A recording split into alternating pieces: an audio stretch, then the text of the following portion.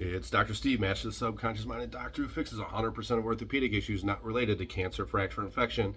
And let's cover histamine today because a lot of people want to take antihistamines like Benadryl to reduce their symptoms, but we want to know, why do we have an excess amount of histamine on a regular basis? And what are the detriments? What are we actually experiencing when we have high histamine? So histamine can be caused from endotoxins or lipopolysaccharides, which are going to be like your gluten if you have a sensitivity to that. High histamine could be caused from a local or an acute infection. But oftentimes what I find is the cause is the copper-iron redox reaction and oxidized copper, unbound iron in our tissues. You're not necessarily anemic. It's that you're not utilizing the ceruloplasmin, the protein liver that transports it, and there's a number of deficiencies of why.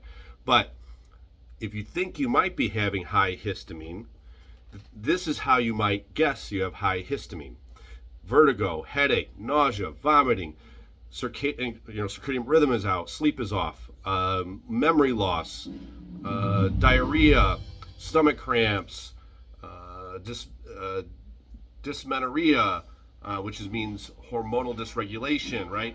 We have congestion in the nose and sinusitis. We have pruritus, which is itchy anus. So a lot of the things we can experience with high histamine. And the solution to all of this is to modulate that. And you can do that by resetting the mast cell by taking Zyrtec for 30 days, but it's not getting the underlying cause. And if it's not an acute infection, and it's not that you're eating foods that you're sensitive to, which is the number one reason for food sensitivities, is the liver toxicity caused from the unbound iron. And so we have to get our copper to bind to the iron. We have to activate our ceruloplasmin with retinol forms of vitamin A, which we get from cod liver oil and organ meats. And you need to get sunlight to activate the copper, because if you don't get the copper to be activated and activate that ceruloplasmin, forget about it. Biochemistry is not just it. Biophysics trumps biochemistry. So light and electromagnetic fields affect our biochemistry, and they take priority. So we have to focus on eliminating the toxic blue light and the EMFs, focusing on sunlight. And by doing that, we activate our ceruloplasmin, our copper binds to the iron, we make the hemoglobin, we don't create the reactive oxygen species of the hydroxyl radical. It crashes the adrenals, lowering the thyroid, slowing metabolism, which limits your ability to utilize carbohydrates. And carbohydrates and sugar is not the enemy. The issue is the mitochondria are damaged because of the oxidative stress. So when we want to look at histamine, that's the thing.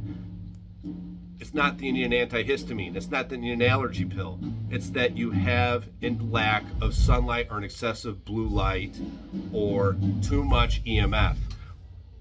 We can change things with small life changes, not needing a lot of drugs. But the conventional way of handling this, when they see that you don't have iron and you're low in iron, is to give you an iron pill. And that might be the worst thing that you're doing, because you can't test for iron through a blood test. The only way to test if you have high iron is to do a liver biopsy, and they're not doing it.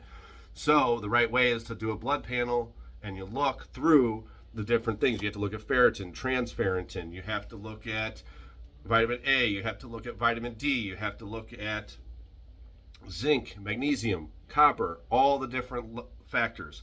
Now we can get the whole picture, and we can actually do the right lifestyle changes and make you healthy again so you're a thriving human being.